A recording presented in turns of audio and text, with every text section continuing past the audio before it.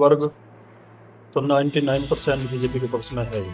और रही बात आपने कहा मुस्लिम जो समुदाय है उसकी वोट एक तरफा एक रखो या इंडिया गठबंधन को मिली है, ऐसा नहीं है। हमारी जो बीजेपी की सरकार नरेंद्र मोदी के नेतृत्व में देश की सरकार रही है, उसकी जितनी भी योजनाएं आई हैं, किसी भी योजना में कोई भेदभाव देखने को नहीं मिला होगा आपको। चाहे वो आवास योजना हो, आयुष्मान योजना हो, जनधन योजना हो, शौचालय योजना हो। नमस्कार, स्वागत है आपका दुनिया की आवाज पर। मैं राहुल चौहान। और 19 के चुनाव के बाद क्या कैराना लोकसभा का समीकरण किस तरफ डोल रहा है, कितना वोट किसको मिला, क्या समीकरण जीत का रहेगा और कौन अब की बार कैराना लोकसभा से सांसद बनकर उभर रहा है, ये बात करने के लिए आज हमारे साथ मौजूद है बीजेपी कार्यकर्ता नरेंद्र चौहान, जिनका हम अपने चैनल पर हार्दिक स्वागत करते हैं। स्वागत है जी आपका। आपका भी और आपके चैनल का बहुत बहुत स्वागत। तो समीकरण पर हम बात कर लेते हैं। हमने चुनाव से पहले भी समीकरण जानने की कोशिश की थी, लेकिन अब वोटिंग हो चुका है 2000 और वोटिंग परसेंटेज अब की बार पहले जो चुनाव हुए हैं उनसे काफी कम रहा है। तो कम होने के बावजूद समीकरण किस तरफ जा रहा है, वोटिंग जो परसेंटेज कम हुआ है उसका फायदा कौन सी पार्टी को मिल रहा है? देखिए, वोटिंग परसेंटेज कम होने से हमारा जो जीत का आंकड़ा था लगभग 2 लाख प्लस का था। अब वो आंकड़ा कहीं ना कहीं वोटिंग कम होने की वजह से अब 50,000 के लगभग 50,000 से ऊपर हम जीतेंगे। और क्लियर सी बात है, बीजेपी की सीट निकल रही है भाजपा के यहाँ से। अच्छा, जो विपक्ष पार्टी है वो भी पूरा दावा करके बैठी है कि भाई वोटिंग कम जरूर हुआ, लेकिन अगर बात मान लेते हैं तो मुस्लिम चेहरा आपकी बार सपा का था और एक तरफा मुस्लिम वोट उस पर ही झुका है और हिंदू वोटर भी कुछ उसकी तरफ झुका हुआ है। कुछ मुद्दे थे ऐसे उनको लेकर, प्रदीप चौधरी जी के विरोध को लेकर उनका मानना है कि वो भी इस तरफ आने का काम हुआ है। तो वे दावा कर रहे हैं कि हमारी जीत सुनिश्चित हो चुकी है। देखिए, विपक्ष का अपना अनुमान है, वो अपने किस आंकड़ों से इस बात को कह रहे हैं वो तो पता होगा। लेकिन जहाँ तक मेरा मानना है, अब के बार के चुनाव में विरोध वाली तो कोई बात ही नहीं थी। और जब से भाजपा की सरकार हमारे देश में और उत्तर प्रदेश में बनी है, देखने में जो आ रहा है, सीधी सीधी बात है, हमारा व्यापारी वर्ग तो 99% बीजेपी के पक्ष में है ही। और रही बात आपने कहा मुस्लिम जो समुदाय है उसकी वोट एक तरफा एक रखो या इंडिया गठबंधन को मिली है, ऐसा नहीं है। हमारी जो बीजेपी की सरकार नरेंद्र मोदी के नेतृत्व में देश की सरकार रही है, उसकी जितनी भी योजनाएं आई हैं, किसी भी योजना में कोई भेदभाव देखने को नहीं मिला होगा आपको। चाहे वो आवास योजना हो, आयुष्मान योजना हो, जनधन योजना हो, शौचालय योजना हो, योजनाएं हैं, सब में कोई भेदभाव वाला काम नहीं हो रहा है। सबको जो उसको योजना का पात्र है उसको उस योजना का लाभ मिला है। और जहाँ तक मेरा अपना मानना है, लगभग 60% जो पात्र हैं वो मुस्लिम समुदाय से हैं।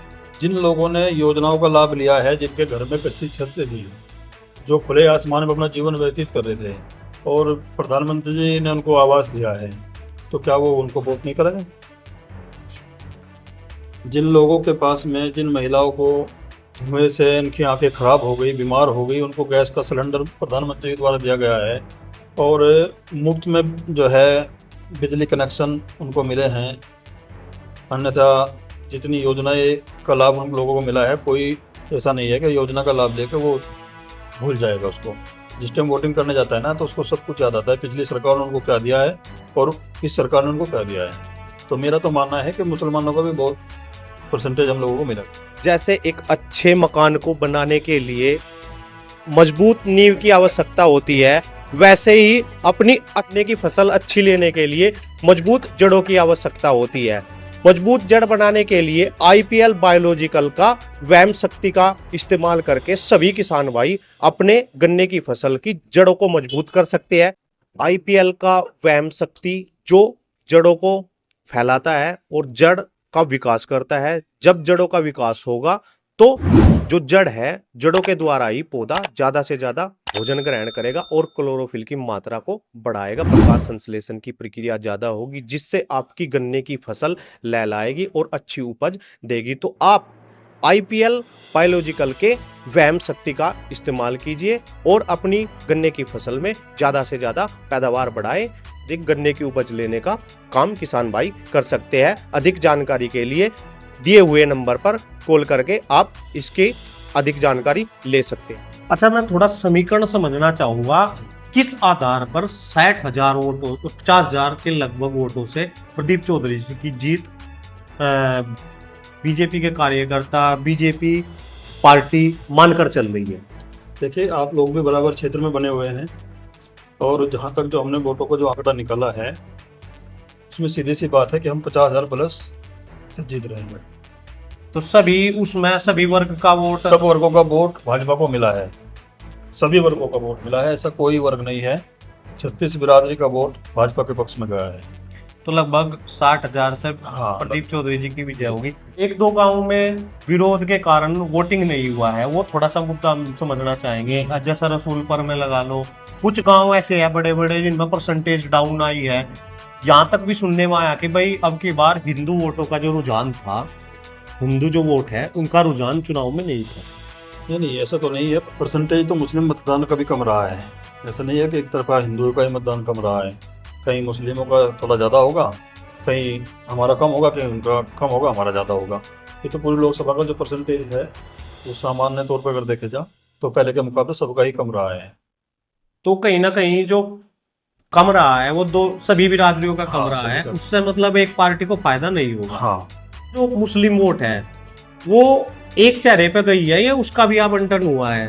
उसका भी आवंटन है, ऐसा नहीं है, सभी उसका भी आवंटन है। उसमें बसपा के प्रत्याशी भी अपना दावा कर रहे हैं कि हमें भी मुस्लिम वोट मिली है।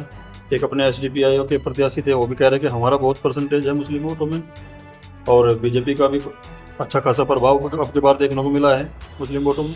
तो कितना वोट अब की बार अनुमान लगाया गया होगा भाई मुस्लिम वोट खींचने का काम करा है बीजेपी ने? लगभग हमारा जो अपना मानना है लगभग 40,000 वोट मुस्लिम भाजपा के पक्ष में हुआ है, क्योंकि हमारा एनडीए की जो गठबंधन था, RLD के साथ भी हमारा गठबंधन था। RLD के जो वोटर थे मुस्लिम अच्छा खासा उनसे भी जुड़ा हुआ था। और भाजपा की भी जिन लोगों ने योजनाओं का लाभ ले रखा है वो भाजपा के पक्ष में रहा है। और कोई अभी देखिए, आपको देखने को मिला होगा बीजेपी की सरकार में कोई भेदभाव वाली बात किसी के प्रति देखने को आपको नहीं मिली होगी। चाहे वो हिंदू है या मुस्लिम है, सबको समान अधिकार मिले हैं, समान योजनाओं के लाभ मिले हैं। कोई ऐसी बात कहीं देखने को आपको नहीं मिली होगी। अगर कोई आरोप लगाता है तो वो निराधार है, उसका आरोप का कोई आधार नहीं है। एक दो गांव में हम वोटिंग के बाद अभी जाना जैसे हमने स्टार्ट किया है, तो एक दो गांव से पता लगा है कि भाई जो किसान थे वो इस मिल की नीतियों से खुश नहीं थे और उनका जो वोट है कहीं पर तो वो डला नहीं और कहीं पर वो दूसरी पार्टी की तरफ डाइवर्ट हुआ है। बिल्कुल बिल्कुल, देखिए ये भी एक बड़ा मुद्दा है हमारे यहाँ, क्योंकि हमारे यहाँ का जो पश्चिम क्षेत्र है गन्ने पर आधारित है। और हमारा जो शुगर फैक्ट्री है शामली, ये अब की बार इन्होंने वादा किया था कि हम 14 दिन में पेमेंट देंगे।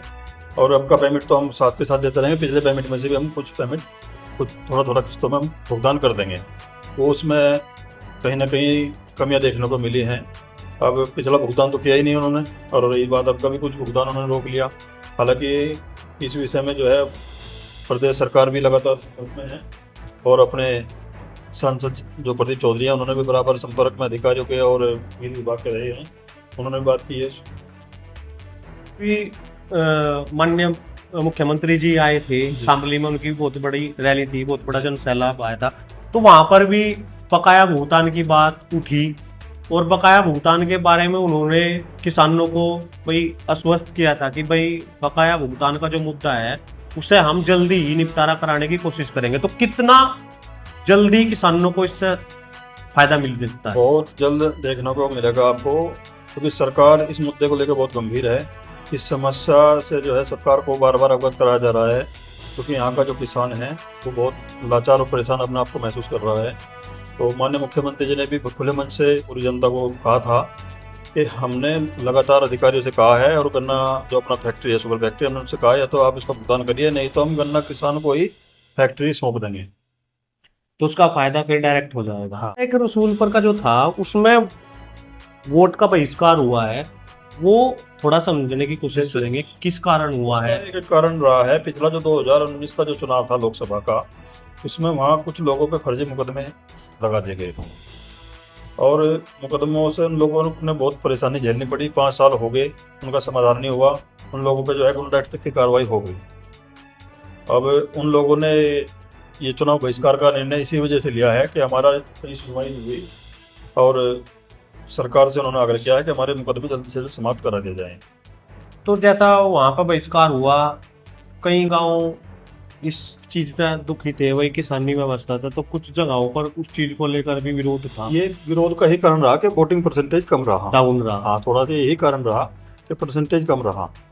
तो आरएलडी के आने से जाट वोटर कितना अब की बार बीजेपी पर गया है? 99% वोट भाजपा के पक्ष में गया है, क्योंकि जाट समाज पहले से बीजेपी से भी जुड़ा हुआ था और आरएलडी का तो वोट बैंक है वो, और आरएलडी का कार्यकर्ता जो है दिलो जान से हमारे साथ लगा हुआ था, और गठबंधन का जो वो था उन्होंने दिलो जान से बिल्कुल रूल फॉलो किए हैं, हमारे साथ रहे हैं वो लोग। उनका वोट जो है पूरा बीजेपी प्रत्याशी के पक्ष में गया है।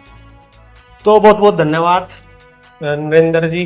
तो जो समीकरण है वो हमने बातचीत की है बीजेपी के कार्यकर्ता है नरेंद्र चौहान जी से, तो उन्होंने लगभग बताया है कि भाई 50 या 55 या 60 इसके बीच जीत रहेगी और बीजेपी इस मार्जिन से जीतकर अब की बार फिर कैराना लोकसभा में सांसद प्रदीप चौधरी को चुन रही है। तो जो कुछ समीकरण है, वोट पड़ने के बाद में क्या किस तरफ झुकाव हुआ है जनता का, किन मुद्दों को लेकर चुनाव किया है, कितना चुनाव का बहिष्कार हुआ, कुछ गांवों में हुआ, क्या क्या मुद्दे थे जिस वजह से वोट डालने नहीं गए, तो तमाम इन चीजों पर हम बातचीत करने के लिए गांव दर गांव अब जाएंगे।